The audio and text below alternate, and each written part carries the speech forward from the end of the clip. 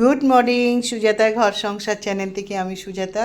তো দেখো ছোটু রানী এখানে বসে আছে, বসে বসে রাস্তার দিকে তাকিয়ে আছে, দেখছে কে আসছে না আসছে, কটা গাড়ি যাচ্ছে। আর এইদিকে দেখো ছোটু রানীর মেয়ে মিনি জল খাচ্ছে। আর লিও বাবুকে দেখাচ্ছি, দেখো এই যে লিও, এই যে লিও বাবু দেখো দেখছে।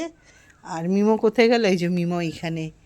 তো চলো বন্ধুরা, আমি কিছুক্ষণ আগেই ঘুম থেকে উঠলাম, আজকে একটু দেরি হয়ে গেছে। তো এবারে চাটা খাবো।